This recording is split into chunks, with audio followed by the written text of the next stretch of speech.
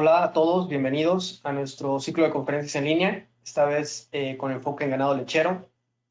Agradecemos su asistencia y participación. Tendremos 3 ponencias con un alto valor, esperamos que las disfruten. Les recordamos seguir de cerca la información por parte de autoridades oficiales, siguiendo la Jornada Nacional de Sana Distancia, aislamiento voluntario, para prevenir la propagación del COVID-19, así como lavado de manos constante y uso de cubrebocas. Recuerda que si te cuidas tú, nos cuidas a todos. Sin más preámbulos, iniciamos. Presento a nuestro primer ponente. Él es el médico Paul Núñez. Les comentaré su semblanza académica y profesional. Él es egresado de la Universidad de Guadalajara como médico veterinario zootecnista. Seguido, su experiencia laboral inició en el año 98 en Jalisco Desarrollo y Fomento, hasta el 2000 como proyección y desarrollo de proyectos agropecuarios y agroindustriales. Seguido, en el año 2000 al 2005 estuvo como promotor de ventas en sistemas pecuarios. Después de 2005 a 2007, gerente de zona en línea de ganado lechero en los Altos de Jalisco para Tenusa Trau. Después, en Trau International, de 2007 a 2015 como gerente de producto de sustitutos de leche e iniciadores de becerras a nivel nacional. Seguido del 2015 al 2018 como Dairy Business Manager a nivel nacional para Trau Nutrition International. Y de 2018 a la fecha se desempeña como responsable de cuentas clave a nivel nacional en el área de Dairy. Paul, buenos días, ¿cómo estás?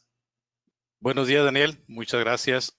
Buenos días a todos y de antemano agradecerles la asistencia a este webinar y esperando que en estos 25 o 30 minutos compartir una información que espero les sea útil. Perfecto, Paul, muchas gracias. Solamente comentarles, tenemos un apartado de preguntas en el cual pueden escribirlas. Trataremos de tomarlas en orden cronológico, es decir, como vayan siendo escritas, vamos a ir contestándolas. Después de la presentación, tomaremos de 5 a 10 minutos, dependiendo de cómo vayamos de tiempo, para que el ponente pueda contestarlas. De igual manera, posterior le daremos seguimiento a que se puedan contestar vía correo, si así se requiere. Entonces, listo, Paul.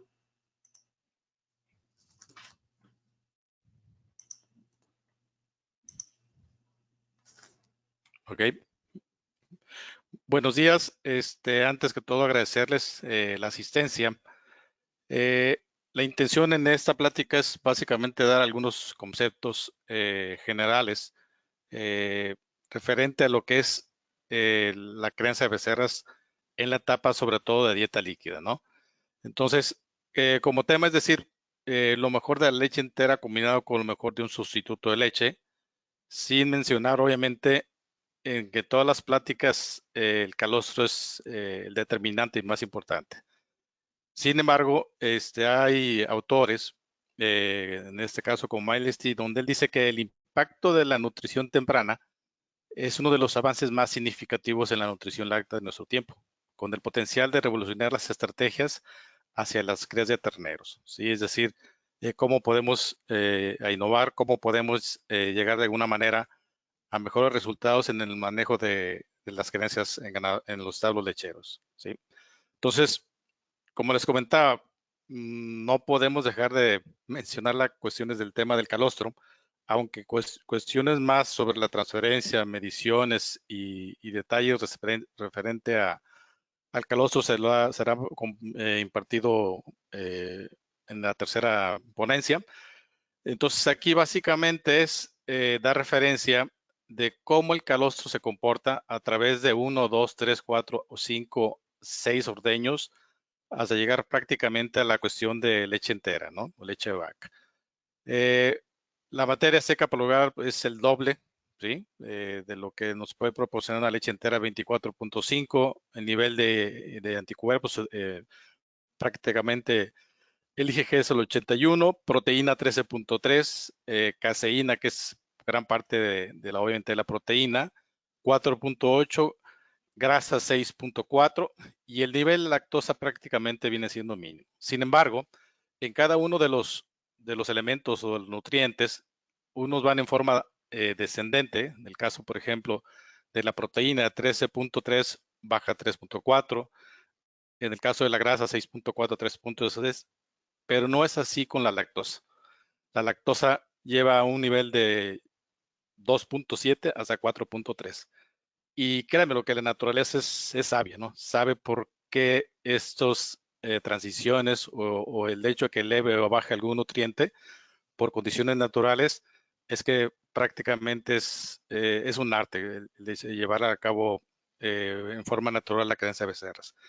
Pero también hay beneficios generales adicionales del calostro. Es decir, ok, ya llevé mi nivel de transferencia de inmunidad a una transferencia exitosa, ya llevé niveles de anticuerpos, ya me di mi calostro y todas esas cuestiones. No es más que decir que también aparte de eso, hay factores de transferencia, ¿sí? Como linfocitos T y B, células de defensa, macrófagos, neutrófilos y lactoferrina, ¿no?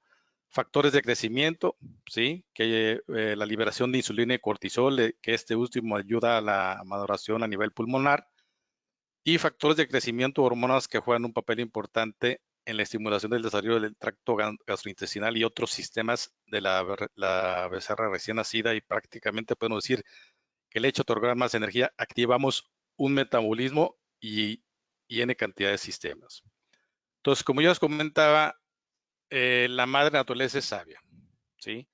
En el programa de alimentación natural, comúnmente una becerra puede llegar a tomar en diferentes tomas, podríamos decir, o diferentes accesos hacia la vaca, desde 10 hasta 15 litros al día. El consumo prácticamente, si lo podemos llevar a una reseña de decir qué porcentaje sobre el peso corporal pues llegan a consumir, va del 20, 25 hasta el 30%. Entonces, la fórmula correcta por naturaleza, y siempre lo he dicho cuando la gente pregunta, oye, ¿qué doy? ¿Leche o sustituto de leche? Bueno, según tu necesidad, ¿sí? Pero para mí no hay como la leche, ¿sí? En términos de kilo por kilo, y por nutrientes y por perfil y por lo que ustedes me digan. Entonces, yo hago aquí siempre referencia en algunas pláticas de cómo puede componerse un litro de leche. En sus nutrientes, por ejemplo, proteína 3.2, 3.6 de grasas, 5 lactosa, 0.7 de cenizas, que no es más que la parte de minerales que trae la leche, calcio, magnesio y entre otros.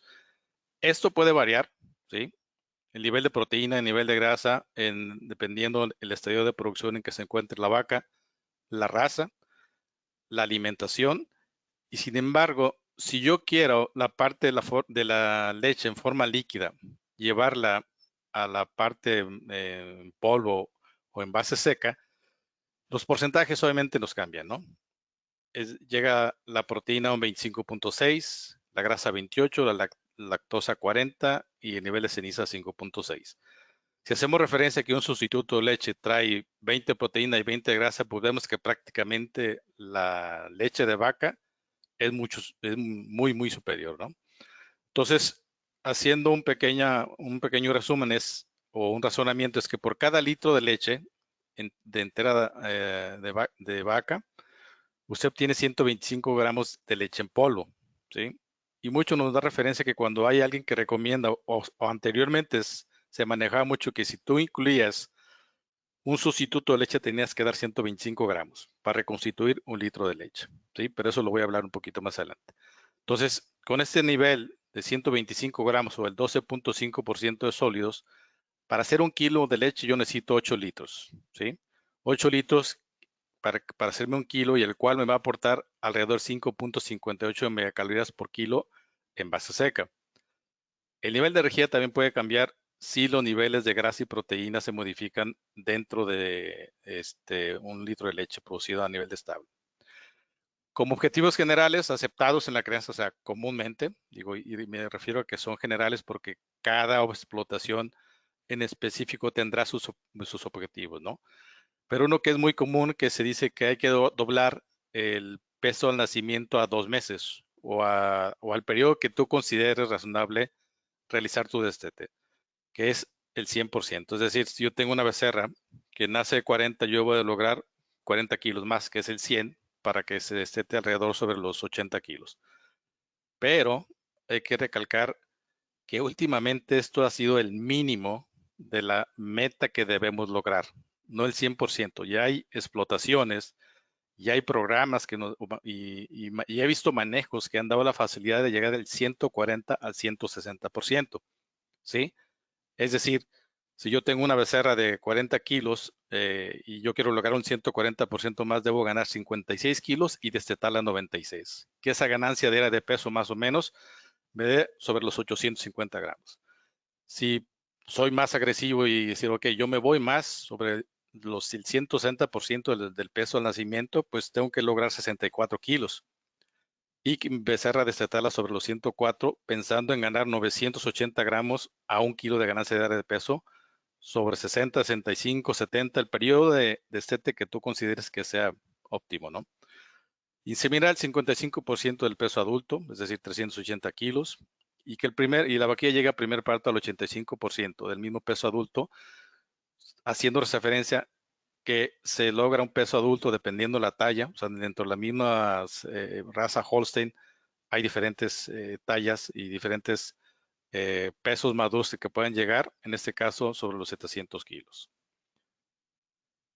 Ahora, ¿qué es lo tradicional respecto a los consumos de sustituto de leche? De la dieta líquida es que otorgues el 10% del peso vivo de la becerra, ¿sí? Nace de 40, ok, tengo que dar 4 litros. La cuestión es que como que hubo una especie de recomendaciones, no sé, a nivel de campo, donde nos quedamos con los 4 litros. Es decir, no modificamos que sobre el 10% de lo que pese la becerra, si ganaba 500 gramos en un periodo de 30 días, esos 15 kilos sumarlos a los 40 de peso al nacimiento, tenía que modificarse, ¿sí? La cantidad de leche que fuéramos a otorgar. Entonces, aún se han visto explotaciones que se mantienen sobre 4 o 5 litros de leche por X cuestiones, ¿no? Entonces, ya se ve más en los ranchos que la ingesta se ha incrementado, la cantidad de leche que se ha proporcionado ha llegado hasta un 20% del peso vivo, es decir, becerras de 40 kilos, ¿puedo iniciarlas quizás en la primera semana de 8 litros? Posiblemente sí, posiblemente no, dependiendo del manejo, pero eso lo puedo mencionar un poquito más adelante, cómo realmente podemos llegar a altos volúmenes en etapas muy tempranas.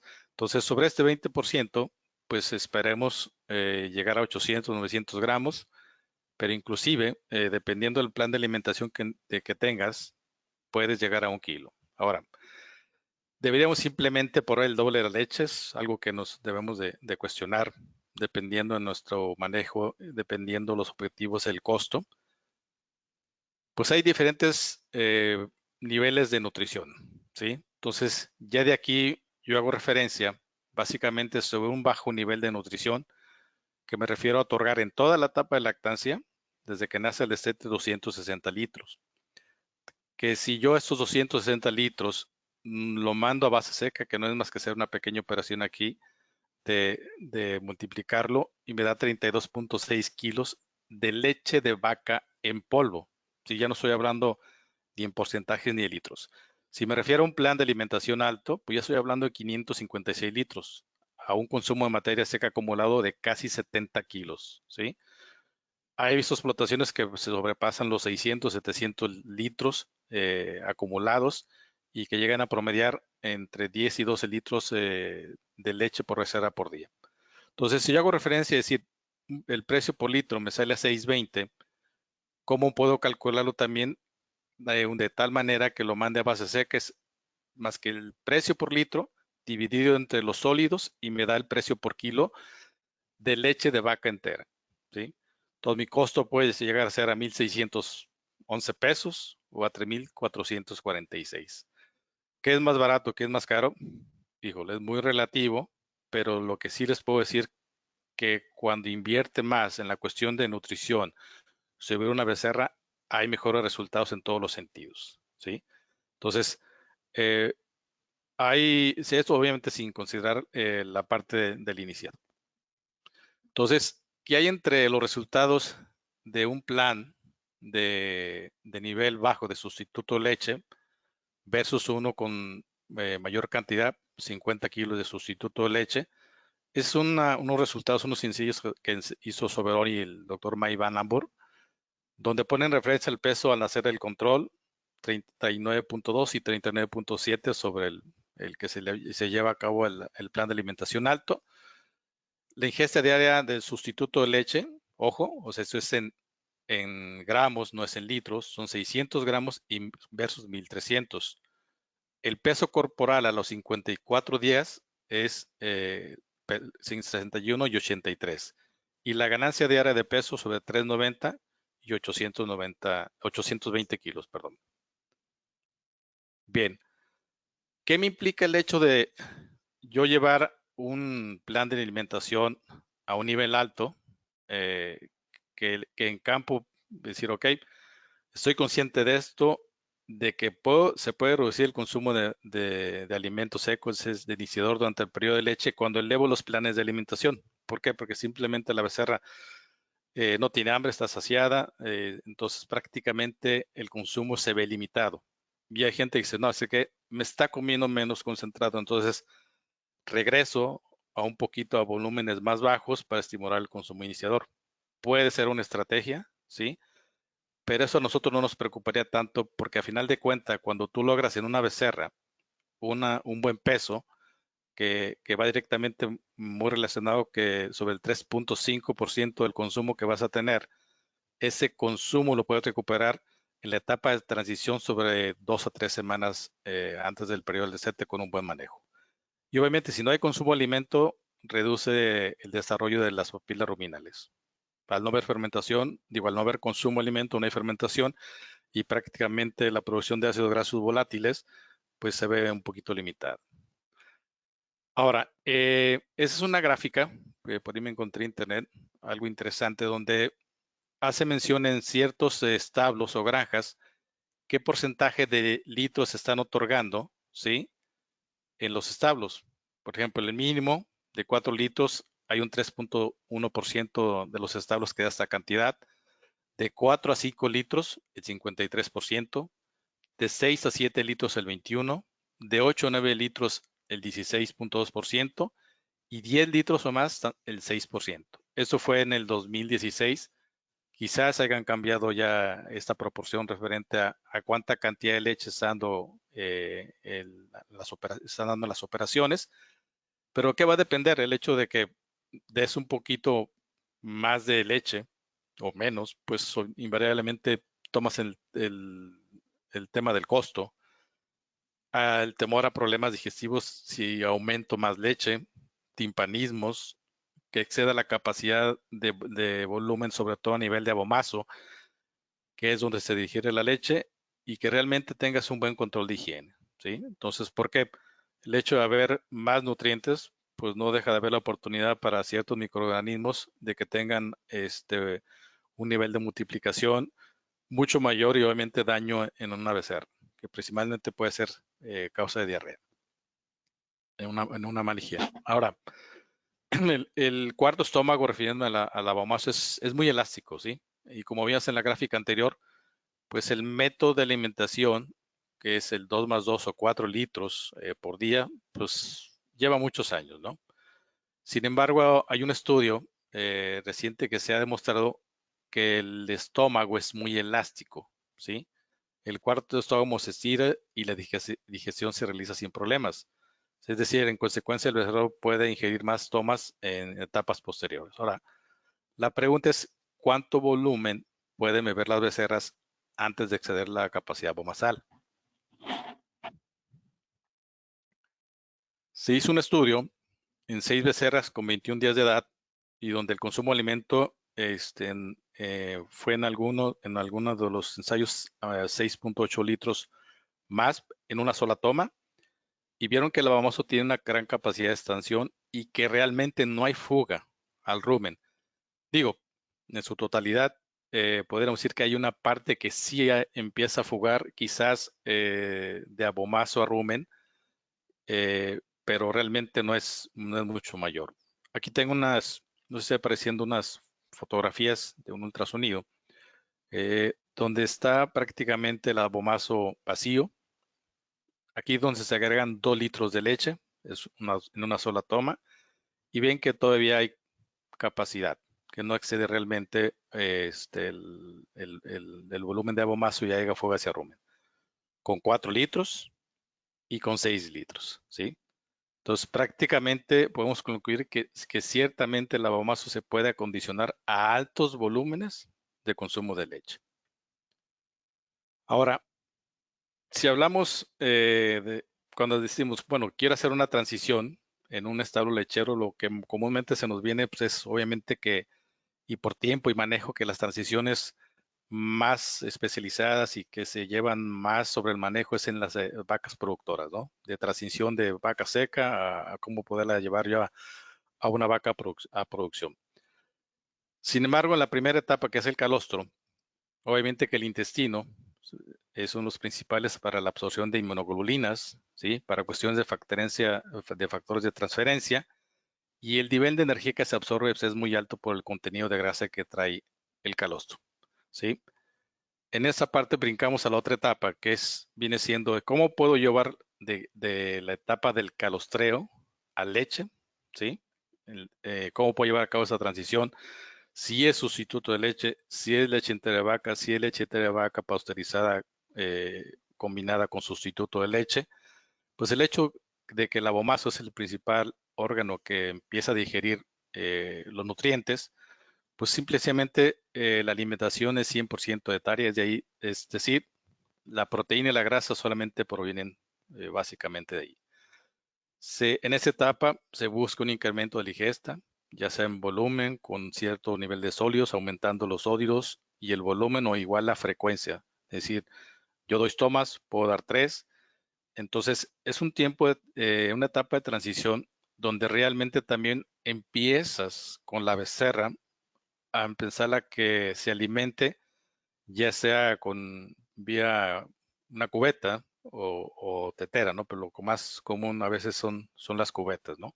Entonces, en esta etapa, prácticamente se da digestión por métodos enzimáticos, ¿sí? Donde prácticamente entran enzimas como la renina, la lactosa intestinal y muchas otras, otra cascada de enzimas misma en la secreción biliar, que no es más que producir alguna de las enzimas como la lipasa, ¿no? Y la secreción pancreática obviamente trae otro ende de enzimas.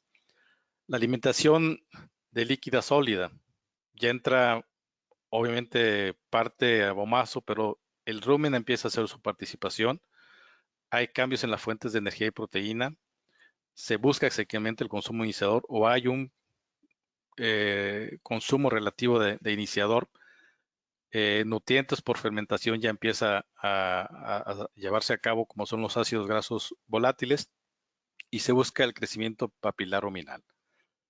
Para el predestete, es decir, ya el abomazo, ya prácticamente no es tanta su participación, sino que le damos un poquito más a que aparte que desarrolle el rumen, pues el retículo y abomazo entran en acción. Y no más que en dietas con concentrado lleno, que empiezan a hacer nutrientes de fermentación de los diferentes ácidos grasos volátiles, y ya tenemos fuentes, ¿no? Fuentes de proteína, bacterias, protozoarios. Esto obviamente en las proporciones que se dé de concentrado de forraje, la producción de ácidos grasos volátiles puede inclinarse más hacia cuestiones de propiónico, acético o butírico. Ahora, si en la lámina anterior, como yo les expliqué, que hay todas esas etapas donde la becerra realmente se tiene que adoptar al manejo de cada establo, y si todas reciben 8 litros, o sea, en teoría, pues deben de tener una ganancia muy similar, que no haya picos muy altos, quizás, que es lo que buscaríamos de ganancias de peso, pero no que no hubiese ganancias de peso muy abajo. Ese es de un pesaje que hicimos en un establo, que las becerras pesaban 40 kilos. Tratamos de seccionarlo casi por mes, pero obviamente había becerras que no se nos daban por edad, pero a 29, 62 días, 85 y 7 días, esa fue la ganancia diaria de peso. El peso ganado, el peso final, y si hablamos que este fue el periodo del destete, realmente se llegó a un 82% de eficiencia respecto al peso ganado con el peso al nacimiento. Si yo pongo la gráfica de esos pesajes, ¿sí? Esa es una gráfica de distribución donde aquí están gramos y los días. Entonces, vemos que los grupos, pues simplemente se encuentran un poquito dispersos. Si trazamos una línea, pues hay básicamente becerras que quedan muy por debajo de las ganancias diarias de peso a su etapa, ¿sí? Y me voy a concentrar un poquito en este grupo de becerras. Encontramos becerras de 450 gramos, 556 gramos de ganancia diaria de peso, 741 y 801. Quizás al momento que promediemos, ¿sí? Pues obviamente, entre más becerras tenga yo hacia arriba, pues el éxito de llevar a cabo esas becerras a un mejor peso, definitivamente va a ser mucho más eficiente. Pero de este grupo lo que hicimos también es que 13 becerras se mantuvieron sobre los 433 a los 563 gramos, es decir, el 62% del grupo. 6 becerras mantuvieron la ganancia de peso de 563 a 693, es decir, el 28% del grupo, y solamente 2 becerras que correspondían al 10% sobre 693 y 823. Entonces, aquí vale la pena decir, bueno, ¿cuánto es el crecimiento realmente que en este grupo se logró y cómo puedo yo medirlo con diferentes parámetros, podríamos decir? Entonces, uno puede ser definitivamente la eficiencia, como ya les he comentado, de ver qué tan eficiente es la becerra respecto al peso al nacimiento. Pero la otra es la conversión alimenticia, que la definimos en cuanto a cantidad de alimento que se necesita para hacer una unidad de ganancia de peso. Es decir, por ejemplo, si hablamos de una eficiencia de conversión de 3 a 1, indica que requerimos 3 kilos de alimento en base seca para lograr 1 kilo de ganancia de peso. Entonces, lo que hicimos en este grupo de becerras, es decir, si yo tengo esa de 450, pues el peso, calculo sobre la ganancia, el peso ganado salió sobre casi 28 kilos, una eficiencia del 69, o sea, yo buscaré el 100, ni siquiera el 100 llegó, y una conversión de 3.15. Para hacer 1 kilo es la cantidad de alimento que realmente necesitó esta becerra. Podemos decir que no es tan eficiente y su conversión realmente no es tan buena. El peso ganado para la becerra de 566 gramos, 34 kilos, una eficiencia del 86 y una conversión de 2.55. Para la becerra de 741 gramos, mejora, 46 kilos, la eficiencia 1.15 y su conversión 1.92. Y la última, que viene siendo la puntera, hacia arriba, 800 gramos, pues 49.6 kilos, casi 50, una eficiencia del 1.24, el 124% respecto al peso de nacimiento sobre los 40 kilos y una comisión de 1.77. Ahora, todas estas becerras en teoría, en la etapa de lactancia, desde que nacen al destete, recibieron en promedio 8 litros de leche, ¿sí? ¿Cuál becerra realmente, si yo determino el costo, es más cara y cuál es más barata, ¿no? Entonces, la primera, el costo por kilo producido por concepto de alimentación, que sabemos que prácticamente sobre el costo de la becerra, el 60% es prácticamente lo que implica en inversión de alimento, ¿no? 72 pesos para la becerra que logró 556 gramos, 54 pesos y 50 kilos sucesivamente. En conclusión, ¿qué podemos decir? Apostarle más a una becerra, el hecho que leves el plan de alimentación, cumpla los requerimientos, ¿sí? Y tengas un plan de alimentación que logre que esa becerra despegue mucho más rápido, pues vas a tener definitivamente becerras más eficientes con un costo por kilo producido muy competitivo. Esa es otra gráfica de una curva de crecimiento a 360 días de 10 meses de raza Holstein. Este pesaje lo hicimos en 2 días por la cantidad de animales que se pesaron, que prácticamente fueron 520 becerras. Hago referencia yo a 2 curvas de crecimiento, la verde para vacas maduras a tercera lactancia de la raza Holstein 800 kilos y la de color rosa sobre razas, pues sobre vacas Holstein de tamaño pequeño mediano, ¿no? O quizás el promedio para algunas zonas. Y la parte azul es lo que obtuvimos de resultados sobre el pesaje de las becerras.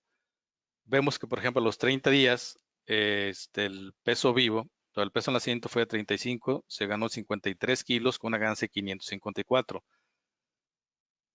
En los 60 o en el segundo mes, la becerra pesó 77 kilos y una ganancia de 677, pero ven que prácticamente esas becerras después del destete bajaron su peso. Y aquí lo vemos en la gráfica, que empiezan y de alguna manera pierden, ¿sí? Casi un mes o poquito más, dependiendo, perdieron peso.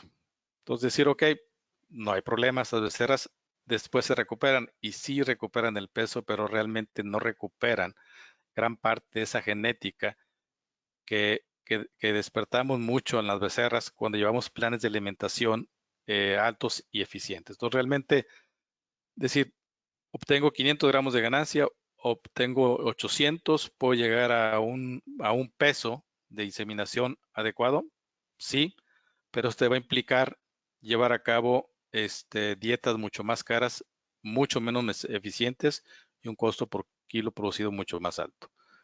¿Qué buscamos como objetivo si yo deseo que una vaquilla llegue a 22 meses a primer parto? Es una gráfica, la ganancia diaria de peso, gramos por día, los meses, ¿sí? El peso maduro, ¿sí? 800, 700, 600, una curva de crecimiento, pero también es bueno saber realmente cómo yo esperaría o los objetivos que tendría que lograr para llegar que los primeros 2 meses me logren 850, 900 hasta un kilo. Después del destete, que la becerra puede llegar a un kilo 100 hasta 2 kilos, y en esta parte la becerra es mucho más eficiente. Si en la parte de lactancia a mí el costo por kilo producido muy competitivo me puede costar 50 pesos, créanme lo que en esta etapa, si sacamos la ganancia y la conversión, se nos puede ir a un 50% abajo el costo, es decir, que me puede llegar sobre 18 a 22 kilos, costo por kilo producido, con un buen manejo post-destete. Entonces, el hecho que la becerra pierda condición corporal en las primeras 3 semanas no es normal, ¿sí?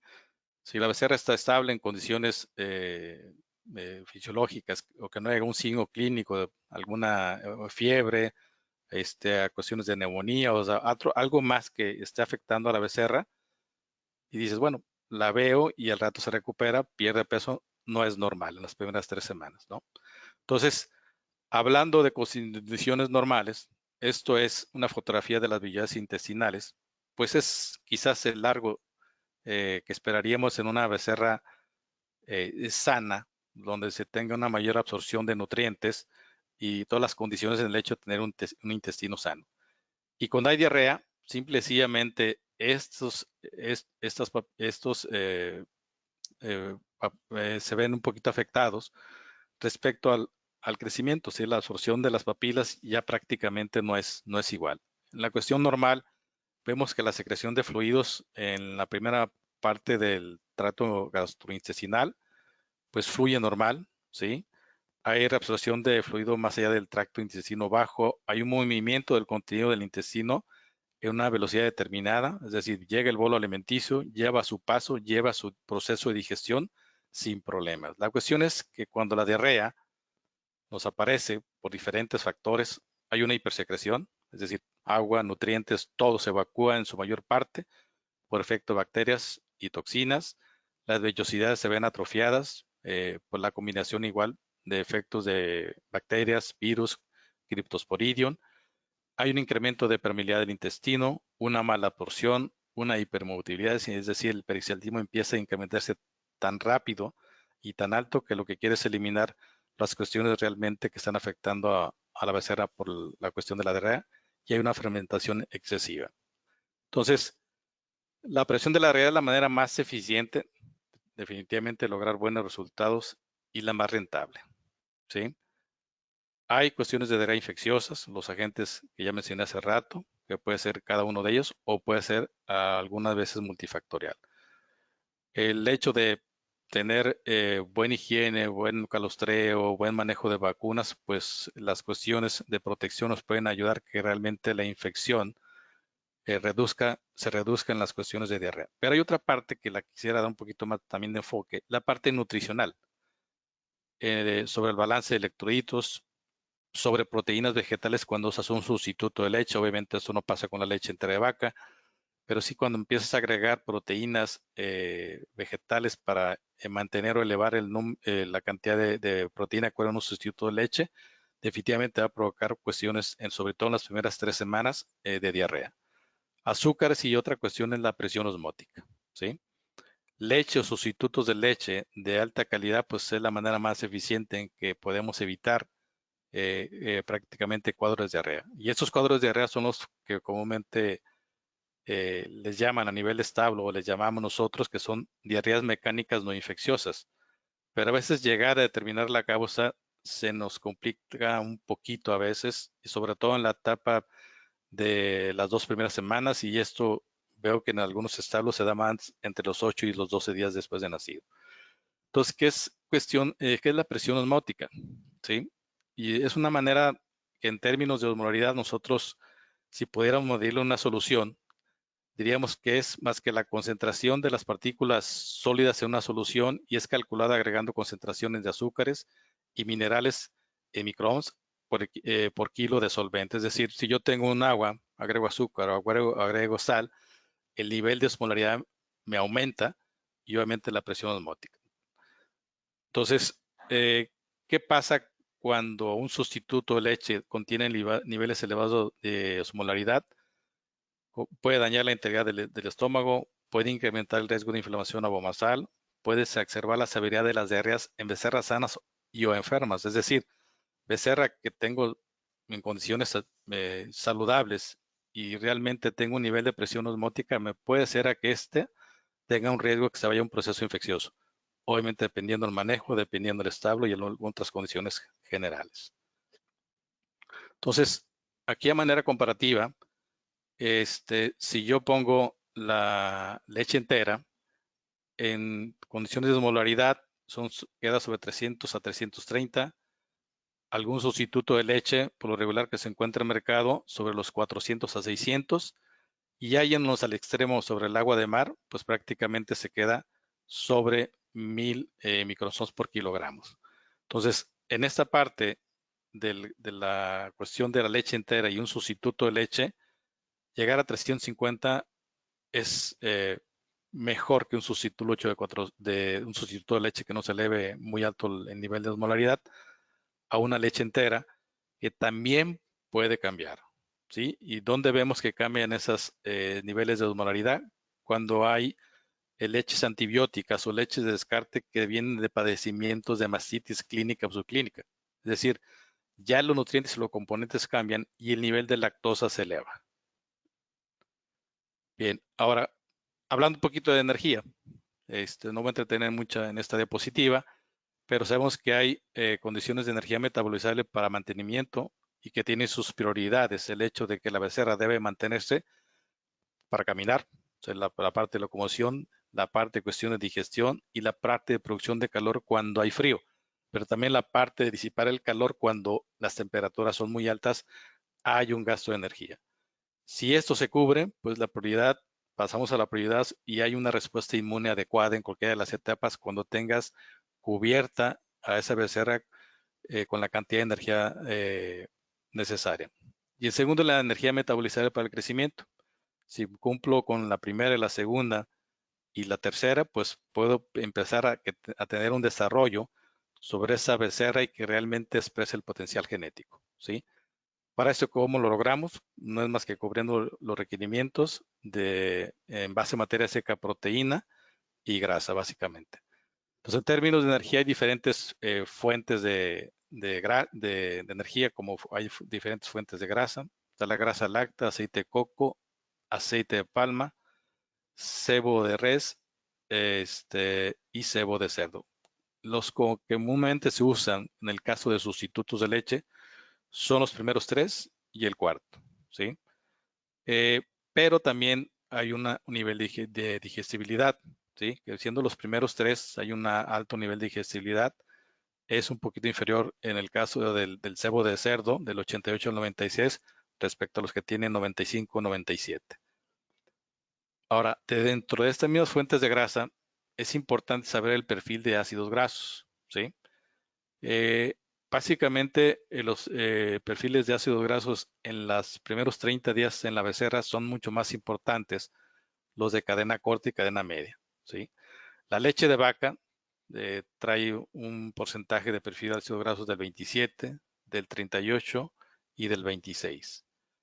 Y en el caso de Trao, nosotros hemos logrado productos que básicamente son muy similares al nivel de ácidos grasos de la leche de vaca y por lo tanto es una digestibilidad mucho más alta que cualquier otro sustituto de leche. Entonces, prácticamente 3 componentes, en resumen, que para nosotros es importante, es la osmolaridad. En nuestro producto, en el caso del Spray Delta, viene 20% menos que cualquier sustituto de leche, 10% más de energía y un buen balance respecto al nivel de minerales. En el caso de la leche de vaca, está sobre los 330, el Spray se maneja sobre 350. El nivel de energía de 5.12 megacalorías de energía metabolizable por kilo, comúnmente a cualquier otro sustituto de leche está alrededor sobre los 3.8 a los 4.8 megacalorías de energía metabolizable por kilo. Bien.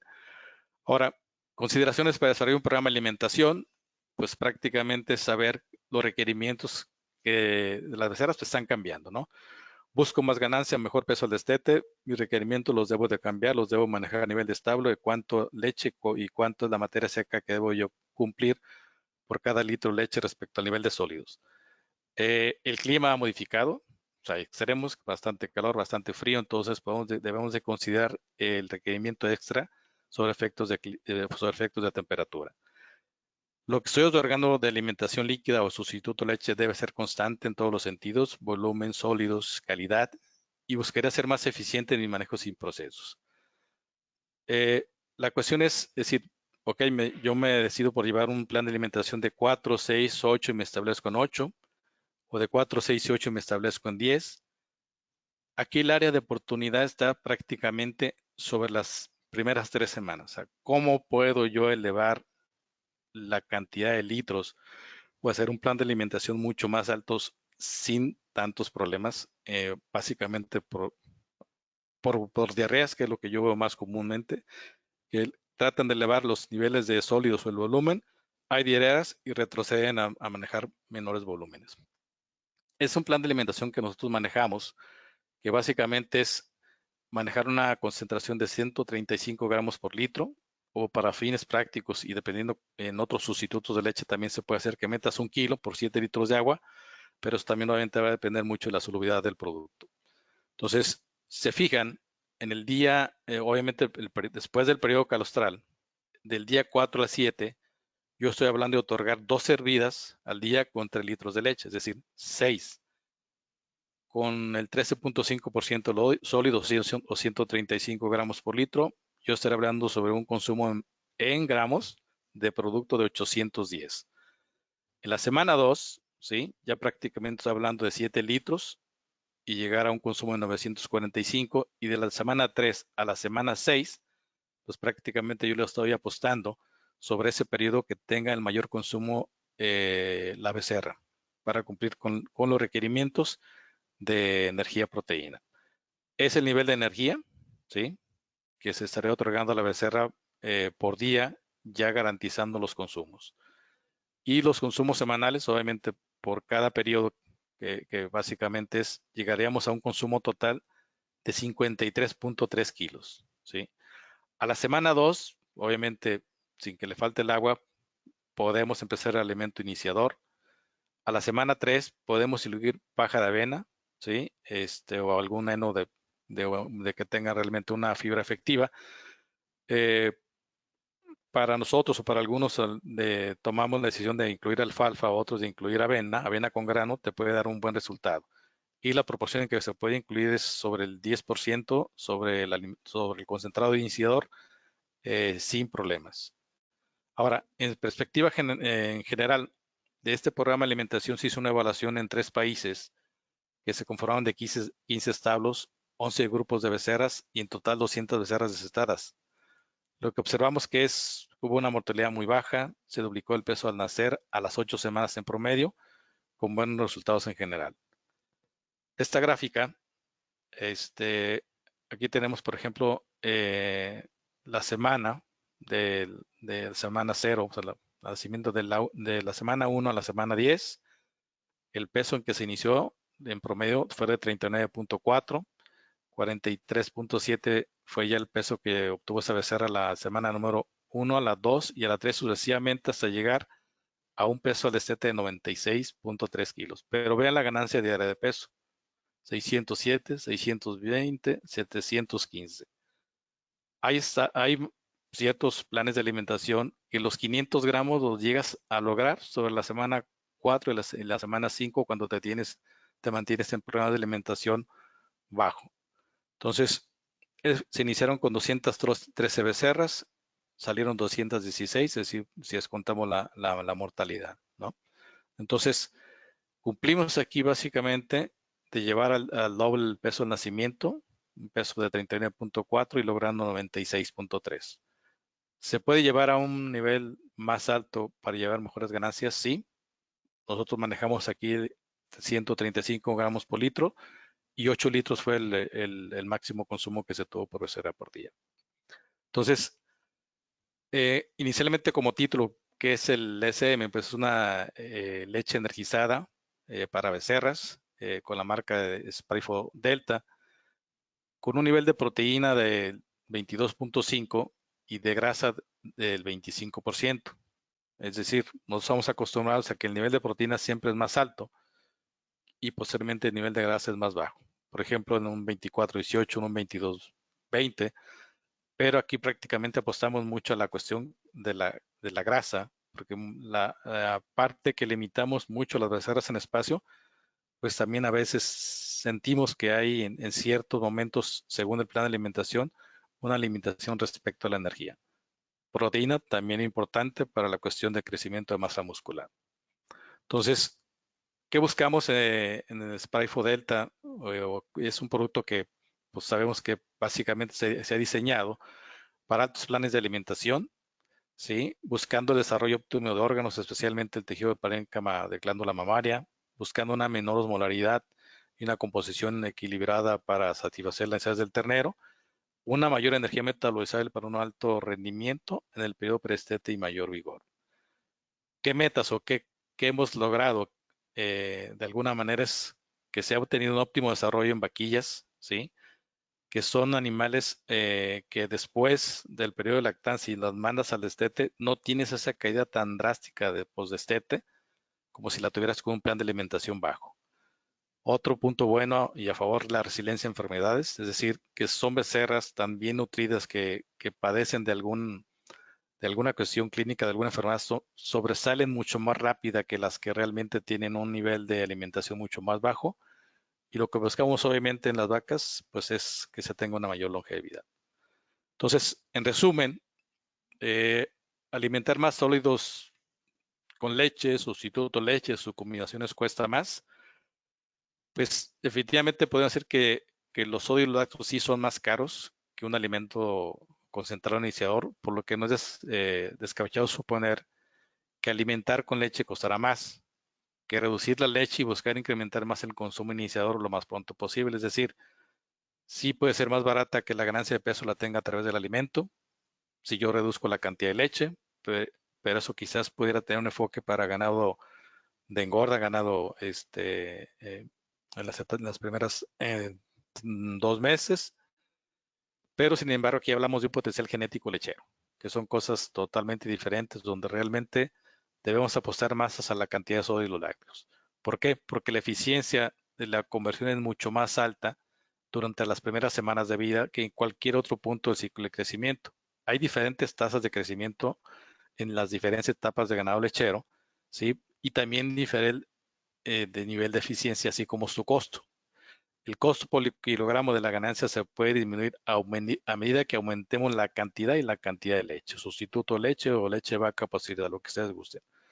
por lo que cada kilo que alimente en los primeros 2 meses de vida le costará mucho menos hacerlo que más adelante en cualquier etapa de la vida de la vaca. Es por eso que es beneficioso establecer objetivos de alto crecimiento en las primeras 8 semanas de vida, con planes de alimentación alto. Habrá variabilidad genética en la ganancia de peso, es decir, no todas las becerras van a lograr el 100% de lo que nosotros quisiéramos respecto a la ganancia de área de peso, ¿sí? Pero también es una parte donde podemos seleccionar a las becerras con baja ganancia de peso, decir qué es lo que vamos a hacer. Continuamos con ellas, las desechamos. Entonces, prácticamente el hecho de evaluar o medir constantemente nuestros animales nos va a dar una mejor toma de decisiones e ir monitoreando realmente qué tan eficiente es nuestro plan de alimentación buscando buenas ganancias diarias de peso, ¿sí? Entonces, una alta calidad de los alimentos de los sistemas de crianza pueden cambiar la rentabilidad o sustentabilidad de un establo. De mi parte, eso es todo. Espero, digo, es muy poco el tiempo, entonces, si en algún tema o podrán hacer llegar ya correo a Daniel, que podamos desarrollar mucho más alguna plática o ahondar, con gusto. Sin más, le agradezco y paso el micrófono a Daniel Fonseca. Paul, muchas gracias por tu presentación, muy interesante. Tenemos bastantes preguntas en el tintero, pero por cuestiones de tiempo pasaremos a la siguiente presentación, que corre por parte del ingeniero Oviedo, el cual en este momento le paso los controles y voy a hacer su presentación. El ingeniero Oviedo se graduó como ingeniero en bionegocios por el Instituto Tecnológico y de Estudios Superiores de Monterrey, Campus Laguna. Después realizó una maestría en nutrición animal por the University of Nottingham en Reino Unido. Su experiencia laboral inició en el área de agricultura y posteriormente en ganado lechero.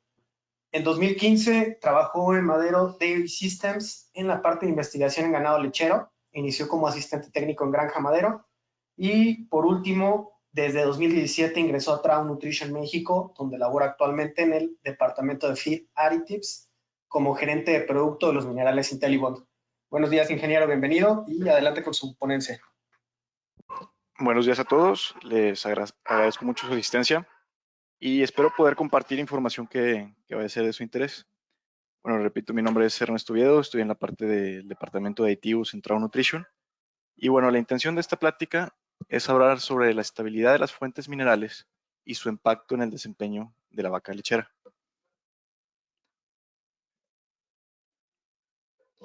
Ahora les voy a hablar un poco sobre la historia de los minerales en la alimentación.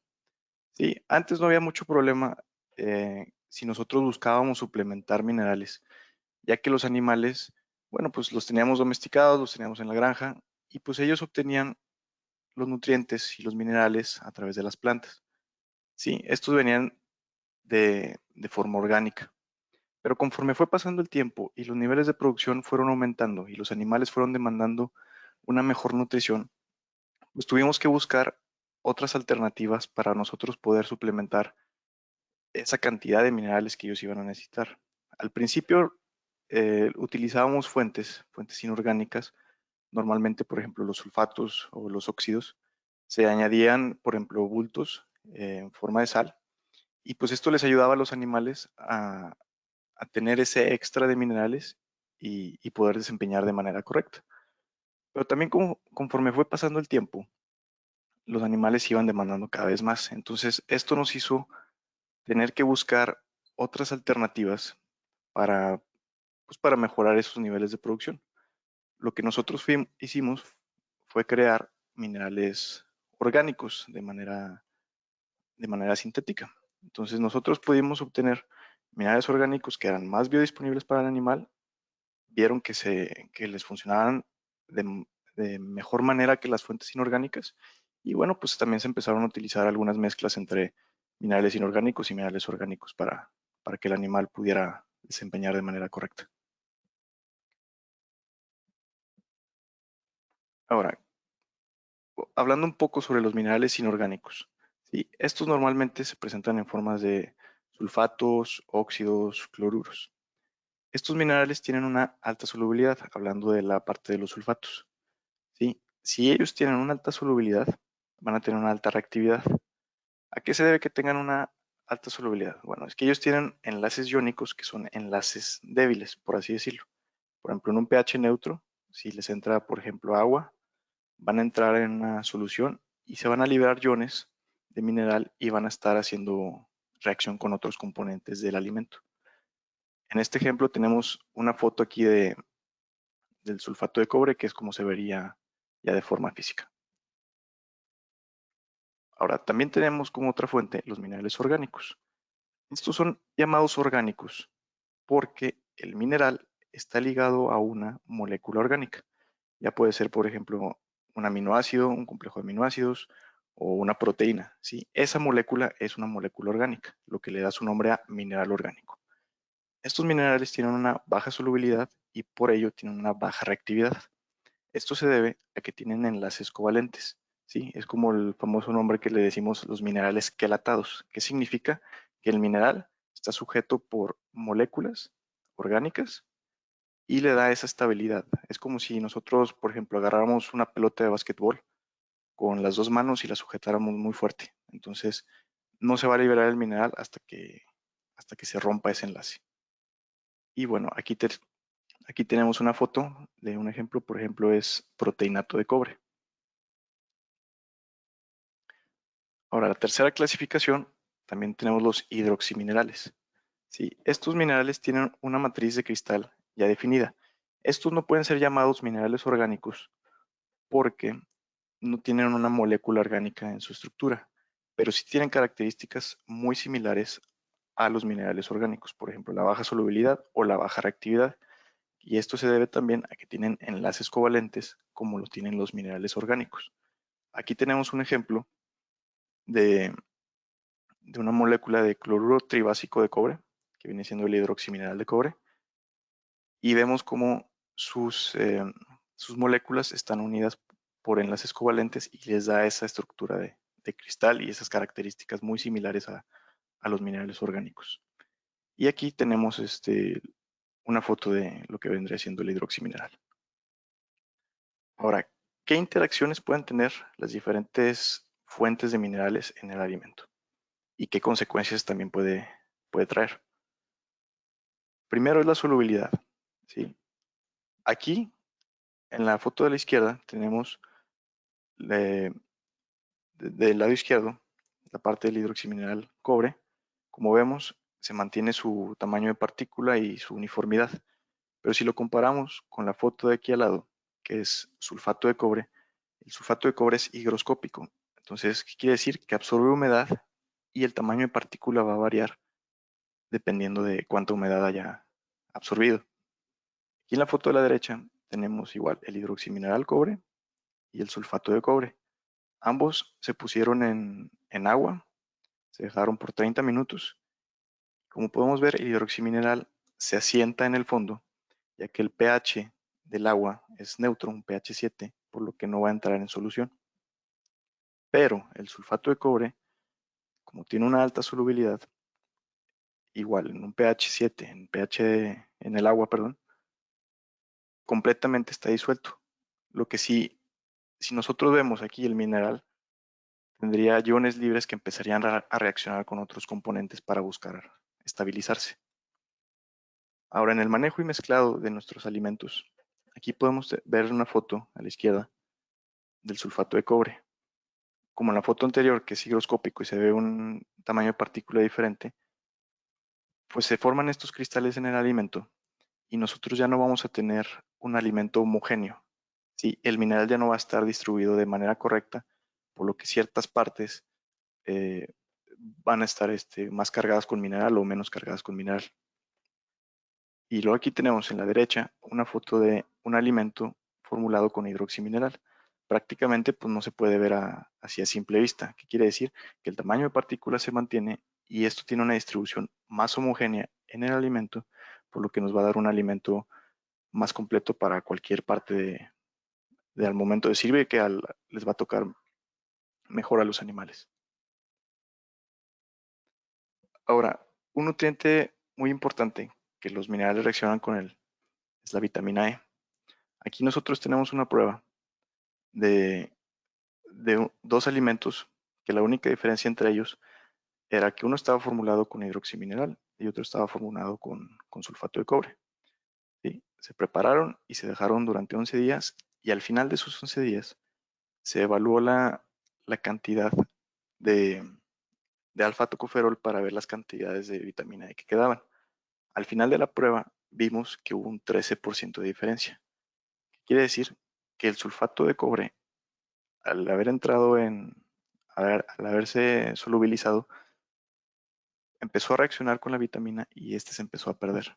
Entonces ya no nomás perdimos mineral, sino también empezamos a perder vitaminas de nuestro alimento. Por lo que ya cuando nosotros lo formulamos y se lo damos al animal, pues no vamos a tener la misma calidad ni la misma nutrición con la que habíamos empezado o con lo que habíamos nosotros deseado. Bueno, ahora, ¿qué interacción tienen los minerales en el animal? ¿Sí? Entonces, aquí nos vamos a hacer la pregunta, ¿qué estamos suplementando a nuestros animales? Y en esta foto podemos ver una vaca que, por ejemplo, va saliendo de la sala de ordeño y normalmente, bueno, ustedes saben, pasa por un baño de patas con el fin de limpiarle las patas y que después esto no nos vaya a dar problemas de patas después. Entonces, lo que nosotros normalmente ponemos aquí es sulfato de cobre porque tiene acción antimicrobiana y antiséptica y nos ayuda a limpiar esas patas para evitar patógenos, para evitar infecciones o para evitar lesiones más adelante.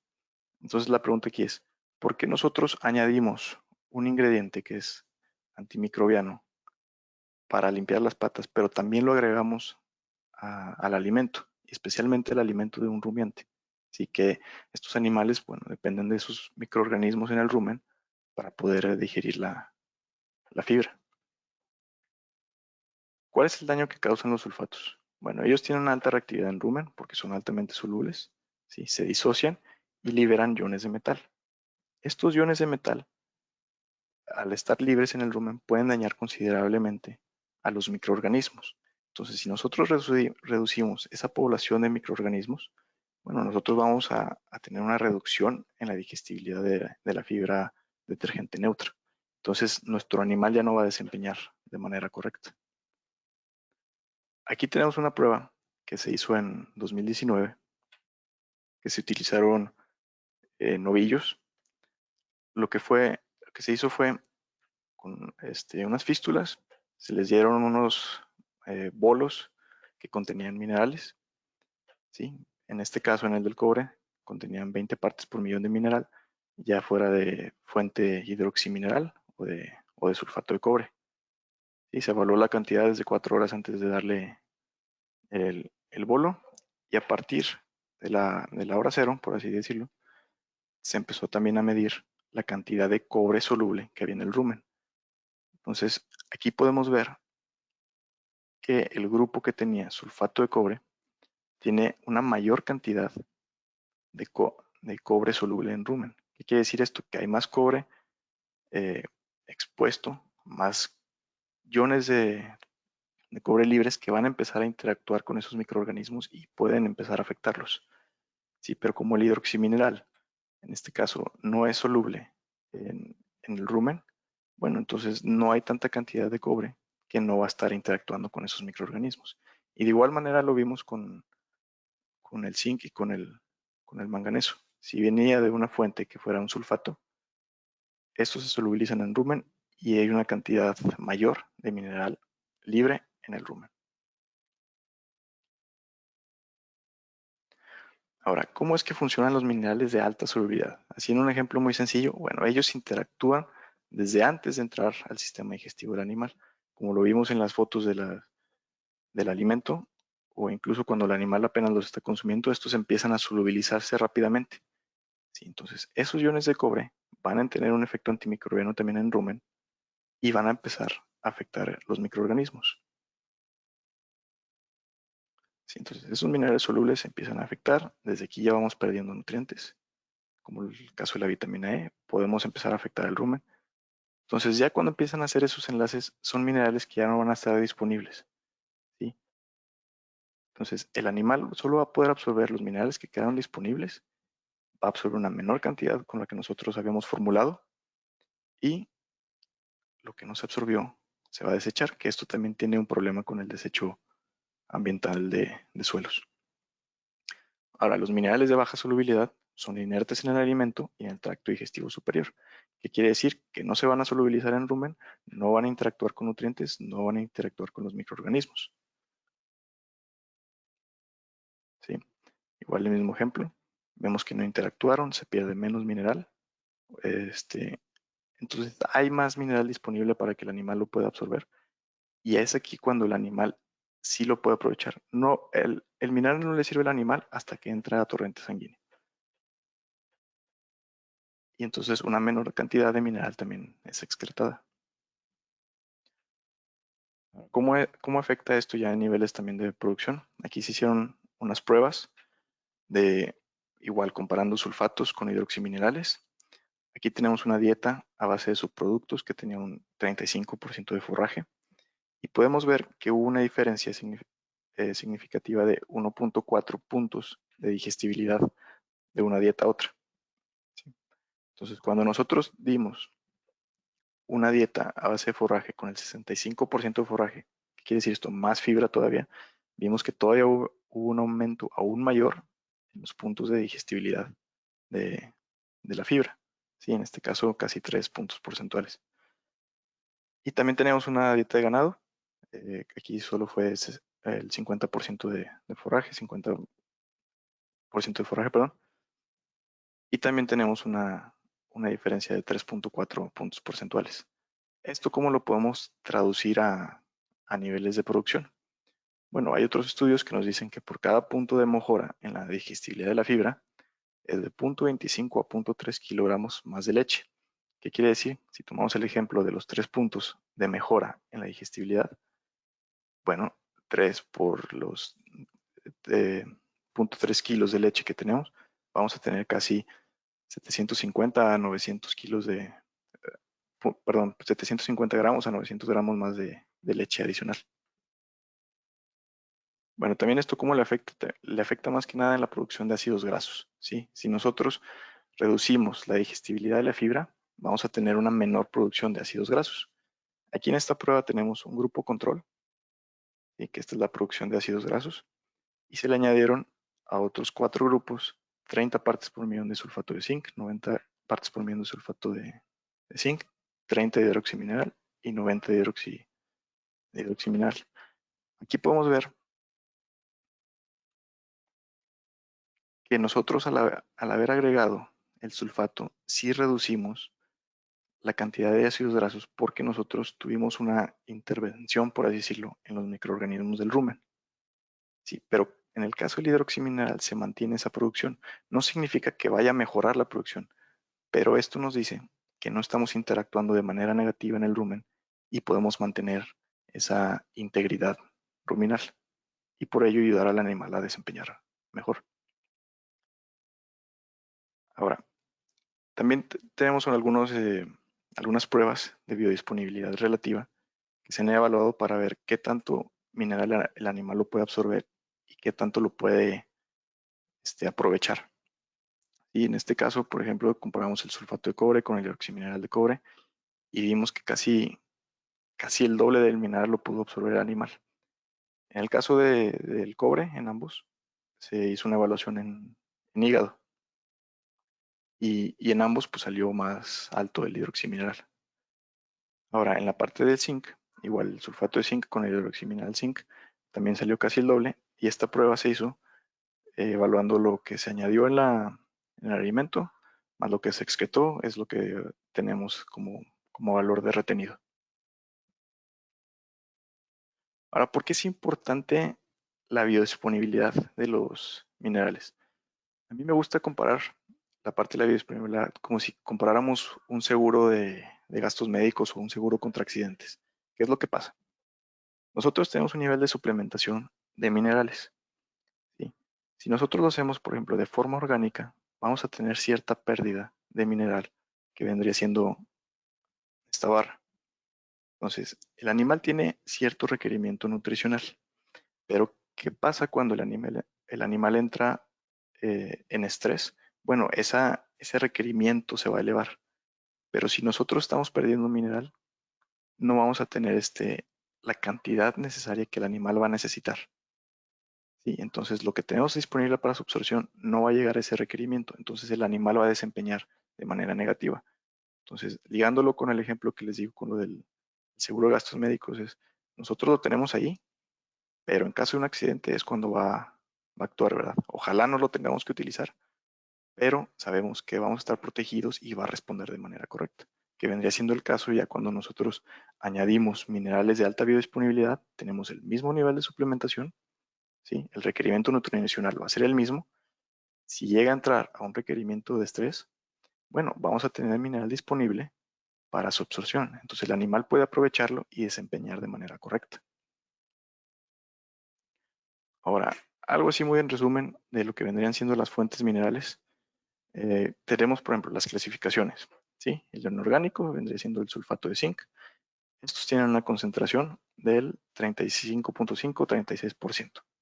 ¿Qué quiere decir? Que en 100 gramos de sulfato de zinc, nosotros vamos a tener 36 gramos de zinc, que a final de cuentas a nosotros es lo que nos interesa, ese mineral. Si nosotros lo vemos de la parte de un óxido de zinc, vamos a tener un 72%, que viene siendo casi el doble de mineral en la misma cantidad. También tenemos los orgánicos, que en este caso, por ejemplo, un complejo de aminoácidos no específico, vamos a tener un 12% de concentración, y el hidroximineral, que vendría siendo un 55% de concentración. Entonces, los que vendrían siendo más altos serían el óxido de zinc y el hidroximineral zinc. Ahora, ¿estos qué tipo de enlace tienen? Sí, el inorgánico, bueno, tiene un enlace iónico, como lo discutimos anteriormente, tiene un enlace débil, por lo que va a tener una alta solubilidad y va a ser altamente reactivo.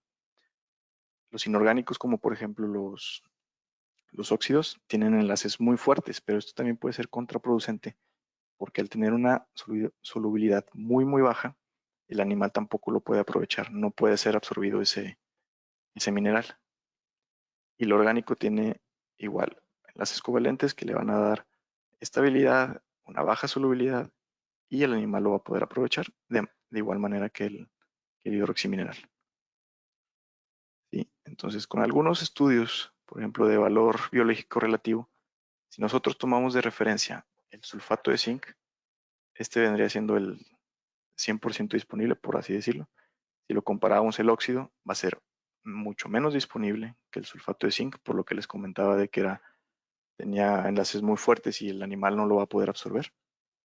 El orgánico va a tener una mayor biodisponibilidad comparada con el sulfato, y esto puede variar dependiendo de qué tipo de mineral orgánico estamos hablando, ¿verdad? Porque como les comentaba anteriormente, hay diferentes tipos de mineral, ya sea de un proteinato, ya sea de algún complejo de aminoácido. Entonces eso también determina la biodisponibilidad del mineral. Y el hidroximineral, también dependiendo de qué caso o de qué parámetro estemos utilizándolo para medir, es lo que nos va a dar esa biodisponibilidad comparado con el sulfato de zinc. Y bueno, en cuanto al costo, podemos ver que el inorgánico, el sulfato de zinc, tiene un precio aproximado de 55 pesos un kilo de zinc. ¿Sí? O sea, esto es, si yo quiero obtener un kilo de puro mineral zinc, si yo lo quiero obtener de parte del sulfato de zinc, esto me va a costar a mí. ¿Sí? Si yo lo busco de parte del óxido, bueno, va a ser más barato porque es más concentrado, va a ser alrededor de unos 45 pesos. Y los orgánicos sabemos que desempeñan muy bien y tienen muy bien muy buenos resultados, pero el problema con los orgánicos es que tienen una muy baja concentración y tienen un costo muy elevado. O sea, si nosotros queremos dar la misma cantidad de mineral a través de un mineral orgánico, se nos va a elevar el costo porque las cantidades en las que viene concentrado son muy bajas. Y bueno, tenemos también el hidroximineral, que tiene una muy buena concentración, tiene resultados muy buenos, tiene una alta biodisponibilidad y el costo sí es más elevado que otras fuentes inorgánicas, pero no se nos va el costo tan elevado si lo comparamos con un mineral orgánico. Entonces, aquí puede ser también una ventaja como para ver qué otras opciones tenemos para suplementar minerales de alta biodisponibilidad que nos ayuden en el desempeño del animal, pero a un costo más rentable. Y bueno, de mi parte sería todo. Quise ser un poco breve con esta presentación. La verdad, hay mucho material y mucho tema de discusión que nosotros podíamos compartir, pero bueno, por cuestiones de tiempo, espero haber abarcado varios puntos y que se les haya quedado claro. De cualquier Ok. manera, perdón, de cualquier manera, bueno, aquí les dejo mi contacto. Si tienen alguna duda, no sé si hay tiempo para preguntas, Daniel. Sí, en realidad nada más hay un comentario por parte del doctor Fernando Feuchter que dice que muy didáctico, lógico y convincente tu plática. Solamente hay que considerar que también el cobre tiene un efecto residual benéfico en las excretas y no solo como contaminante del suelo. Entonces, sería el único comentario, ingeniero. Y procedemos con la siguiente y última plática. Muy bien, Tenemos gracias. otra por parte de Michael Redman, pero creo que la dejaremos para que la conteste vía correo, ingeniero.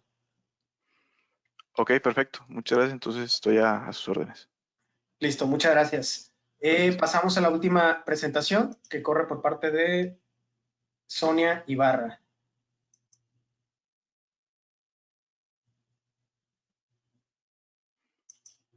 Bueno, presento a la médico Sonia. Ella realizó sus estudios en la Universidad Autónoma Agraria Antonio Narro, Unidad Laguna, obteniendo su título profesional en el año 2009 y en la actualidad es pasante de la maestría en Ciencias en Producción Agropecuaria. Durante los años de 2010 al 2014 brindó sus servicios a Celtic Holland como asesor técnico. En 2014 ingresó a Trout Nutrition como asesor técnico en crianza de becerras en la comarca lagunera y a partir de 2019 a la fecha se desempeña en el puesto de gerente de servicios técnicos en crianza de becerras. Doctora, bienvenida, muchas gracias.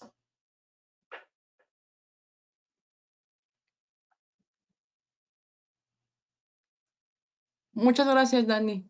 Bueno, Adelante. buenos días a todos. Antes de empezar, quiero agradecerles su presencia y espero que la plática que les traigo sea de su agrado y podamos compartir diferentes puntos de vista.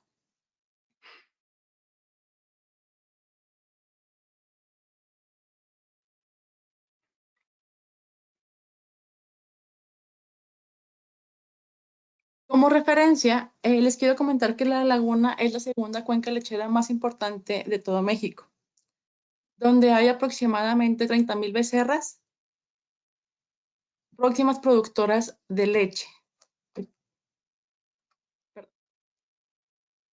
Y aquí quiero hacer mucho énfasis en esto, porque casi siempre cuando se habla de una cuenca lechera se habla acerca de números de vacas en producción, número de cabezas de ganado.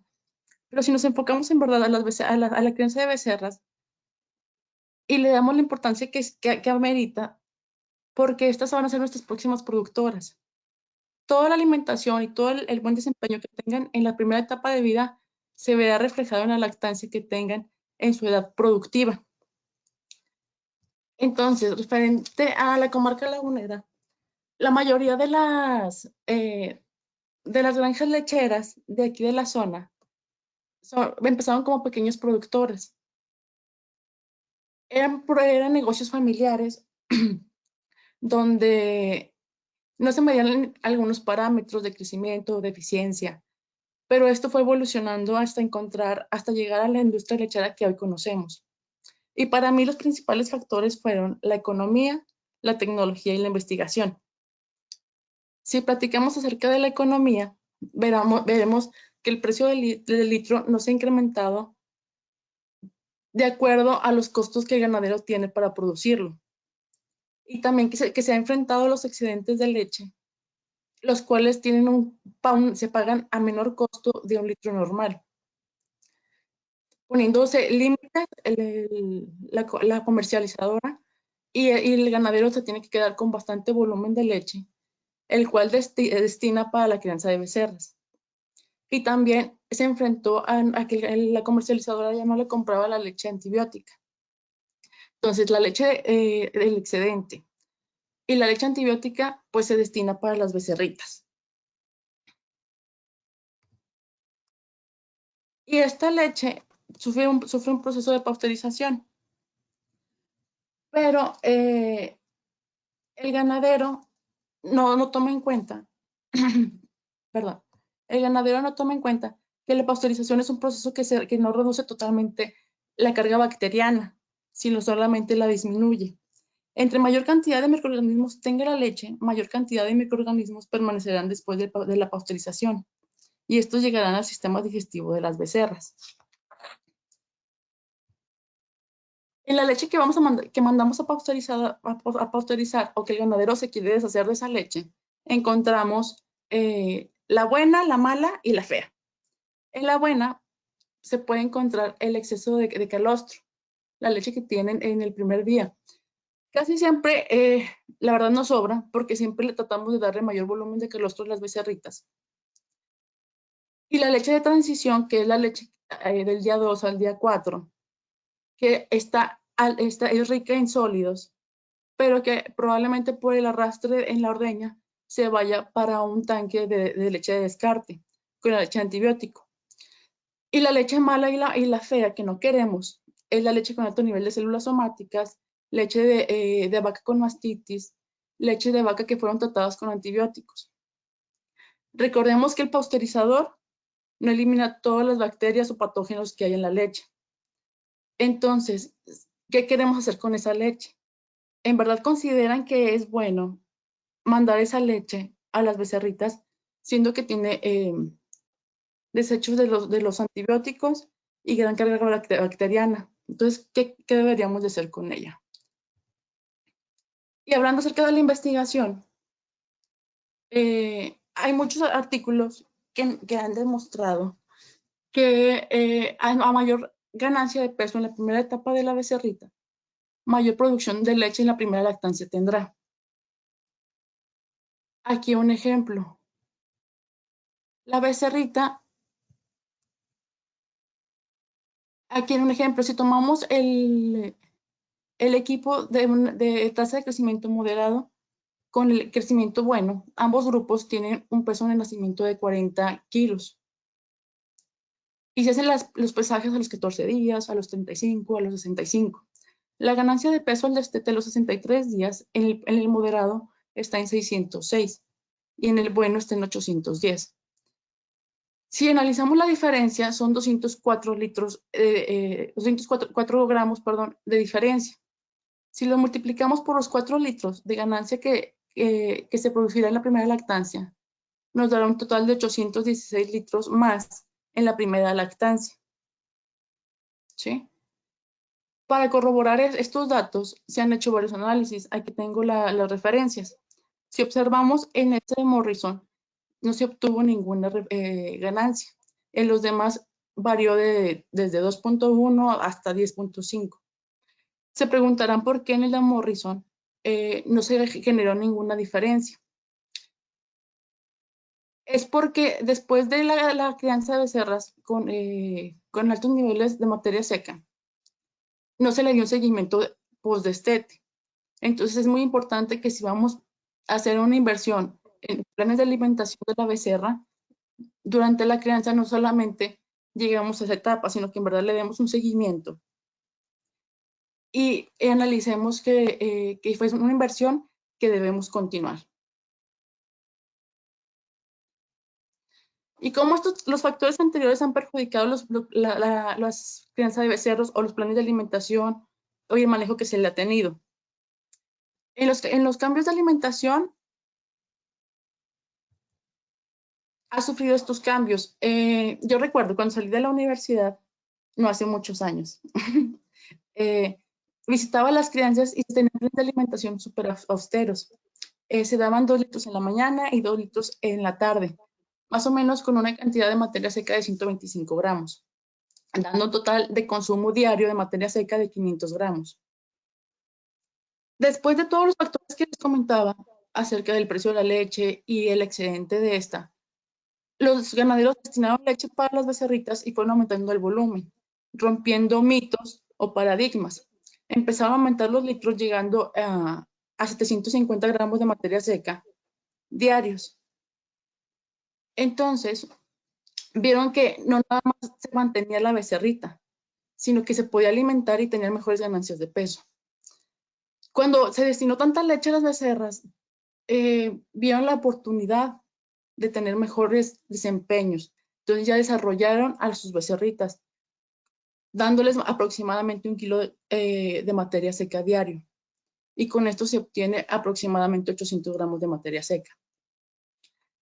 Ya si tú quieres en verdad hacer una crianza eficiente y aprovechar la inversión que le hacen todos los ganaderos en la compra del semen, porque la mayoría de los ganaderos toma mucho en cuenta si el semen tiene ciertas características, como ubre, producción, patas, y en verdad le invierten mucho dinero. Pero de nada sirve esta inversión si tú no le das una buena nutrición a tus becerras durante su crecimiento.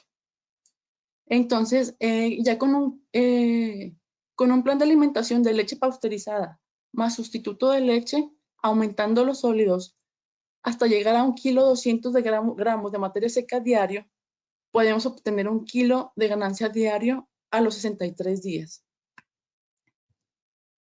Otro cambio que se realizó en las crianzas fue el utilizar herramientas diferentes. Antes, yo recuerdo, solamente era darle el agua, el alimento y pues que se vaya.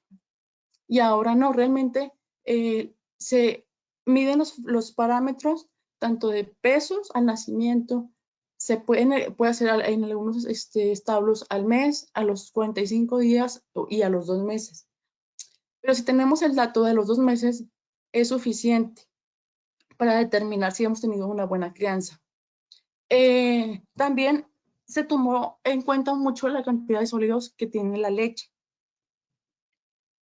Antes realmente no les importaba o no sabían ni siquiera cuánta cantidad de materia seca consumían las becerras. Ahora sí se determina si una leche es de origen antibiótico o mastítico. Los sólidos son más bajos que de una leche fluida o de tanque, variando hasta 2 puntos. Entonces el ganadero analiza su leche antes de pasteurizarla para ver cuántos nutrientes le va a dar a su animal, a su crianza. También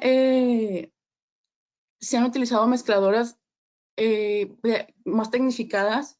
A mí me tocó ver que se hacía muy rústicamente la mezcla y ahora el ganadero sí le invierte. Trata de invertirle más y trata de que sus becerras tengan el mejor desempeño para una mejor lactancia. Y la temperatura también es súper importante. La temperatura debe de estar por encima de los 38 grados para dársela a la becerrita. Si esta temperatura es más baja, puede tener algunos trastornos digestivos la becerra. Entonces, en este conjunto de herramientas ya es más normal que se utilicen en las crianzas. Las instalaciones. También hay diferentes tipos de crianzas, ya sea con jaulas de madera, con de fierro, con lámina, techos de lámina, techos de carrizo. El ganadero ha buscado opciones para mejorar esto, bajar temperaturas, especialmente aquí en la comarca lagunera, que el clima es muy extremoso. O sea, podemos llegar en la mañana de 17 grados y en la tarde en jaula hasta 45, 48 grados. Entonces, estos trastornos sí varían, afectan mucho a la becerra. Y los parámetros también se ha modificado mucho y se han hecho más apretados los parámetros. La mortalidad en muchas de las crianzas se maneja menos del 2%. Hay establos donde manejan 0.5. Si son establos más tecnificados, que tienen mucho mejor monitoreo de su morbilidad, y ellos tratan de tener una eficiencia de 1.4 a 1.6. Como comentaba Paul, no simplemente es doblar el peso de nacimiento, que era como que el ganadero era el parámetro que buscaba. Si nace de 40, pues que pese 80 al destete. Ahora no, se busca que no nada más lo duplique, sino que tenga una ganancia extra para ser más productiva y que pueda soportar más el periodo de destete y de cambio de jaula a corral. Las ganancias de peso. Si observamos aquí en esta tablita, se hacen monitoreos de los pesajes y se busca que el mayor porcentaje del grupo destetado esté por encima de 800 gramos de ganancia diaria. Y que la altura promedio a la cadera sea de 98 centímetros. Aquí, como podemos observar, el 80%, perdón, el 64.7% está por encima de 900 gramos de ganancia diaria. En este establo manejan ese parámetro. En la mayoría de los establos que nosotros asesoramos o que visitamos, buscamos que sea arriba de 800 gramos el 80%. Y esto se logra con planes de alimentación más intensivos y con volúmenes altos. También los ganaderos se han preocupado por realizar análisis, muestras de calostro antes y después de pasteurizar y al ofrecer, muestras de leche antes, después y al ofrecer a las becerritas. Aquí les muestro el cuadrito de las cuentas estándar y las coliformes en leche cruda, leche pasteurizada, calostro crudo y calostro pasteurizado. También se hacían un análisis de reflectometrías en la mayoría de las becerras. El parámetro es de que no sea mayor de 5.7 y que no sea mayor a 7. Si tenemos un dato que es mayor a 7, probablemente no, es que la becerra está deshidratada. No quiere decir, en la mayoría de los casos, que la becerra tenga muy buena inmunidad. Simplemente no puede ser que esté deshidratada. Entonces, por eso el rango entre 5.7 de proteína total en sangre a 7%. Ese es en los animales enfermos para determinar infecciones bacterianas, parasitarias o virales. Las muestras de sangre para análisis de laboratorio, necropsias y los análisis de contaminación del agua. ¿Y qué ha hecho Trauma Nutrition para estar a la par de la evolución de las crianzas? Pues ha implementado un programa que se llama Life Start, donde nos enfocamos principalmente en la edad temprana de los animales para el beneficio en su edad productiva.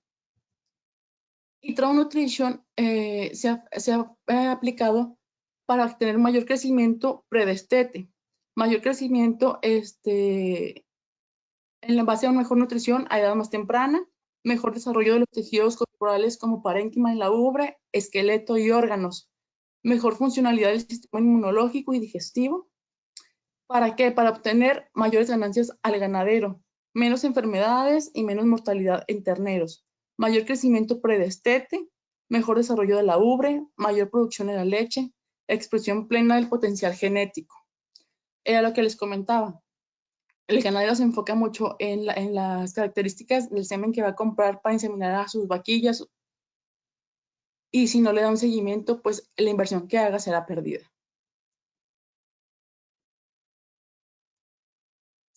Y con esto, Trauma Nutrition ha implementado un proyecto que ya tiene varios años, que se llama Doctoras Sprayfo.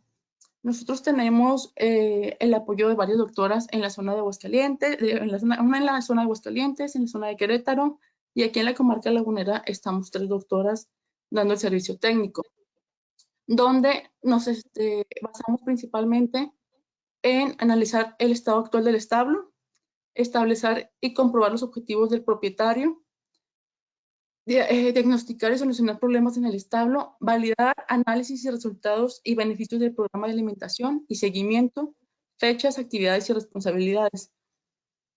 Esto a la par del ganadero, viendo las necesidades que él tenga. Y aquí les puedo mostrar algunos datos que hemos obtenido en algunas crianzas que visitamos. En la granja número 1 se han hecho varios estudios. Si observamos en el número 1, se han analizado 223 animales, con un plan de alimentación de 6 litros diarios, con 12.5 de materia seca, llegando a 750 kilogramos de materia seca diarios. Si observamos, arriba de 800 gramos no hay nada. Y el mayor espacio lo lleva las becerras que tienen menor a 600 gramos de ganancia diaria, que es esto. ¿Sí? Después de 600 a 700, 28%. En el segundo grupo que se trató, de animales que se analizaron, que fueron 541, se llevó 12 litros de leche con 10% de materia seca, logrando 1,2 kilos de materia seca diarios. Si observamos en este grupo, Solo el 22% alcanzó 800 gramos de ganancia diaria. Pero aquí no observamos, pues, perdón, es muy bajo la cantidad de animales o de porcentaje que estuvieron debajo de 600. Ya aquí la media está entre 700 y 800. Y en el tercer grupo, donde se analizaron 2.558 animales, donde tomaron 12 litros con 15% de materia seca, llegando hasta 1,800 kg de materia seca diarios, observamos que hay animales que alcanzaron el kilo de ganancia diaria y el 58.7 está arriba de 800 gramos de ganancia diaria. ¿Sí? Si analizamos la tablita que estábamos, que vimos con las referencias, que hablaba que por cada gramo arriba de 600 gramos de ganancia diaria, vas a obtener 4 litros de leche más en la primera lactancia. Si son 200 gramos más de ganancia, son 800 litros más de la primera lactancia de ganancia. Entonces, la inversión que tú hagas agregando sólidos en estos grupos se paga automáticamente. En la granja número 2 hicimos 3 tratamientos. Uno, con 1.318 animales, 120 gramos de sólidos de gramos por litro, un promedio de consumo de materia seca de 600 gramos, un consumo total en la lactancia de 328 litros, con un consumo de materia seca de 39 kilos. En el tratamiento 2, que va a ser como el azul cielo, se analizaron 1.350 animales con 120 gramos de sólidos, un promedio de consumo de materia seca de 883, un consumo total de la lactancia de 482 y un consumo de materia seca total de 58. En el tratamiento 3, que es el azul más intenso, se analizaron 993 animales con 150 gramos de sólidos, con un consumo total de 1,2 kg y un consumo total en la lactancia de 482 litros. Si se fijan, es la misma cantidad de litros que el de azul cielo, pero en el consumo total de materia seca varía por la concentración. Aquí es 120 y acá está 150. Entonces, aquí es más cantidad de materia seca al final. Aquí les demuestro cómo se ve la distribución. El azul intenso, el azul cielo y el verde. ¿Sí? En el tratamiento 1, que es el tratamiento con menor cantidad de consumo de materia seca, oscilan más o menos entre los 300 a los 600, 700 gramos promedio. En el tratamiento 2, si lo analizamos, está de 600 hasta 1 kilo, kilo 100. En el tercer tratamiento están de 600 a 1,2 kg. Hay becerritas que presentaron hasta 1,300 kg.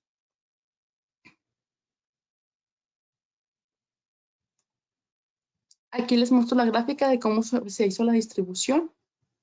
Y aquí los tratamientos, el porcentaje de los animales. Y aquí observamos que en el tratamiento 2, el 62% está arriba de 800 gramos. Y en el tratamiento 3, con mayor consumo de materia seca, está el 91% arriba de 800 gramos. En muchos establos que visitamos, ellos determinan si los animales que obtuvieron ganancias bajas, menores a 600 gramos, son viables para seguir manteniéndolos o para que se queden en la crianza.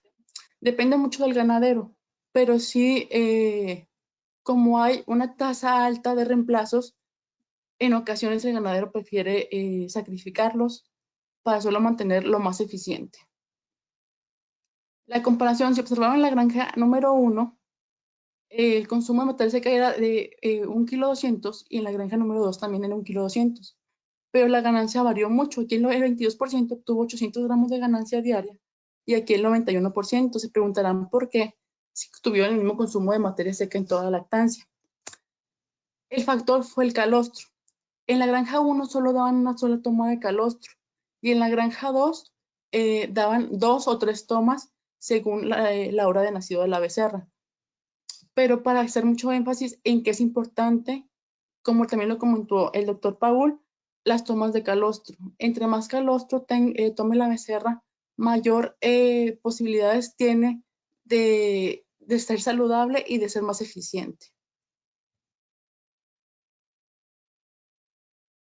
En el establo 1 utilizaban el 50% de leche mastítica también, aumentaron de leche hasta los 21 días de edad y tuvieron más cantidad de calostro.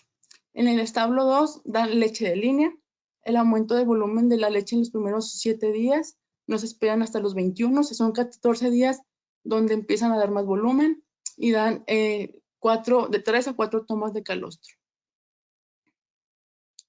Si observamos las ganancias de peso contra la producción de leche en la primera lactancia de la segunda granja, podemos observar que las becerras que obtuvieron 600 gramos de ganancia diaria en la primera lactancia tuvieron 10.400 litros. Las de 700 se mantuvieron casi igual. Pero ya cuando llegaron a 800 litros, 10.500 obtuvieron 100 litros más en la primera lactancia que los de 600. Las becerras que obtuvieron 900 gramos de ganancia diaria produjeron 10.789 litros, 362 litros más que las que obtuvieron 600. Las de 1 kilo de ganancia diaria produjeron 11.202 litros, 775 litros más. Las de 1 kilo 200, 11.420 litros, 993 litros más. Y las pocas becerras que nos obtuvieron 1 kilo 300 estuvieron oscilando más o menos en el rango de 1.200. No hubo gran diferencia en las de 1.200 y 1.300. Pero si lo comparamos con las becerritas de 600, pues son casi 1.000 litros más de ganancia diaria en la primera lactancia. Entonces, por eso hacer mucho énfasis en que toda la inversión que se le haga en los primeros 60, 63 días de la becerrita, tanto de salud, nutrición, confort, mantenimiento, manejo, se va a reflejar en la primera lactancia. Y por mi parte es todo, espero que haya quedado claro. La verdad fue muy breve la presentación por el tiempo, fue algo apresurada, pero espero que haya quedado todo claro. Muchas gracias, doctora. Creo que sí quedó todo bastante claro. Hay por ahí igual algunas cuestiones de preguntas y comentarios. De igual manera, no sé si se alcanza a apreciar muy bien, pero está el correo de la doctora, es sonia.rodriguez@traunutrition.com. Si quieren anotarlo y posteriormente contactarla, siéntanse libres de hacerlo. Muchas gracias, doctora. Muchas gracias a todos los asistentes. Les estaremos dando seguimiento a todas las preguntas por parte de los ponentes. Esperamos que estas hayan estado a la altura de sus expectativas y nos vemos en un siguiente webinar. Muchas gracias y que estén muy bien. Cuídense mucho. Hasta luego.